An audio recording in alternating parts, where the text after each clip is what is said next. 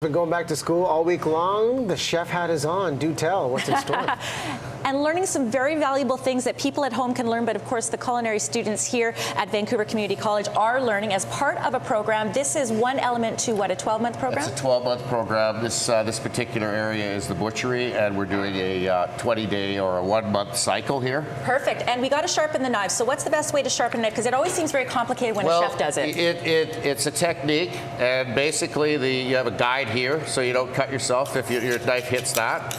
So you want to have a slight angle on the knife and just back and forth. For beginners, though? For beginners, I recommend down towards the table, slight angle, just loosen your wrist. And until you get the right angle and you're confident, then you switch it around like this and you're good to go. Excellent. Now we've got to use these sharp knives, and a lot of people buy skinless, boneless chicken breasts, but it is more expensive to do that if they can buy the bone-in, skin-on. How do we actually get it prepared?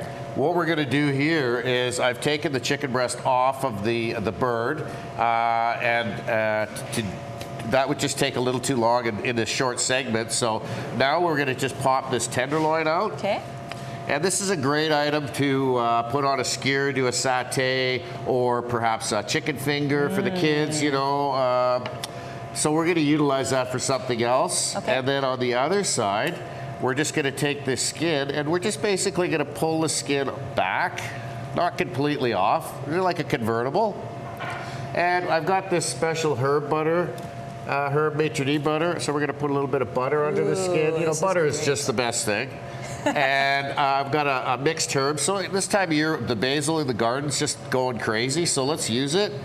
A little basil. I got a little bit of fresh thyme in there. And we should point out there, Russ, that people can actually enjoy the wonderful food here made by the culinary students at the restaurant upstairs. JJ's Restaurant, and JJ's Fine you Dining can do Room. that. And to learn more about the wonderful programs that they have here at Vancouver Community College, you can check out their website. But some great tips maybe for dinner tonight there, Russ. Oh, what a clever idea. I love that idea about saving the chicken skin and just folding it back on. Look at that. That is genius. Wow, better than my shake and bake so far, I'd say. So I'll be watching the rest of those segments this morning. Hey, Chubay, ready to go at VCC? Oh, I could use a good steak, and a perfect time of day to have one if it's cooked properly, and that's what we're doing right now, Colin, because the restaurant quality steaks, I mean, it doesn't matter what I do, it never tastes quite the same. There's a reason for that. Well, they need to be nicely browned. That's part of the flavor experience. So Yeah. the good thing is to get a nice hot pan. And you've got a raw steak right there, obviously, right now. And a lot of people, of course, trying to be food safe, think, okay, right from the fridge, right into the pan, and that's probably a big mistake. Yeah, you want to basically temper the steak. Room temperature seals in the, or allows the steak to cook evenly all the way through. So it can sit out for like, 20 minutes or whatever 20 to minutes, cool down, just so that it cooks nice and evenly all the way through. Okay. Take a nice hot pan, heat up your pan, not with oil in it. It's much safer to heat it up without oil in it because you don't want to turn your back and turn around and have a fire. Okay. So heat it up. You know it's hot by perhaps taking a little water, splashing it in the pan like that, or just feeling it like this. Or you could take a laser, which you can get at your local Costco. So about 500 is good. 500 Fahrenheit. Okay. Nice and hot. Take it off the heat. Then you want to add a little oil. And seasoning the steak is important too. It is, but you want to use a coarse salt and pepper. Okay. Because you don't want to create a seal that hinders your browning. And I noticed that you took the pan off the burner as opposed to putting the steak on it. Right, because if I put the steak in the pan over the flame, if you have gas, it could ignite a fire. Okay. And fire it'd be dangerous. So you want to place the steak into the pan, splashing away from yourself. That sound is like music to my ears. Should be a little bit smoke. Should be you hear that stirring sound, and then just turn it back on the heat, medium high.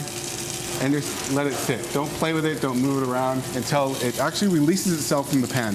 Cast iron pans are great for that because they're kind of a natural non-stick, and it'll release itself from the pan. So if it is sticking, it means it needs more time. Exactly. Right, okay. You want it to stick, and then it'll release. And I'm just going to bump to the one we've already done. I've done one here. It's released itself. I've flipped it. I've done the other side. And then you'll finish it likely in the oven because that's going to be the best way and quickly to make sure that it's done the way you want to do it. A great test for people at home. Yeah, touch test. So this, if you feel it like your palm of your hand, that's about medium. Right, you can use your fingers and touch this part of your finger right here. So it's a medium and then all the way down to rare. So much to learn, and if you want to learn more, check out Vancouver Community College. So much to learn, and you know what? I could use a steak over the weekend, maybe on the barbecue. We have barbecue weather? Russ Lacade has all those details. Thanks so much, Colin. Thank you. Pam, I love it. You're not even going to trust me with an actual person. This is actually pretty typical, right? What program are we here at VCC, and why are we working on a mannequin? Well, we're in hair design and skin and body therapy, and we practice on the mannequin so that you can learn before you work on a client. Okay, sounds like a good plan. So I've always had challenges working with the curling iron because I always get that real kink, and I know a lot of people have that problem. Show us the proper way to actually curl hair. All right, so we've pre-curled some of it here, and what we're going to do is take a section and get a nice clean section. It's always important to be clean and tidy when you work. So we're going to take the curling iron, and if you attach it smoothly, you won't get that kink that you're talking about. So we're going to roll it down to get the end in, tap it, and roll it tight, close to the head. Tuck your comb under so we don't burn the client.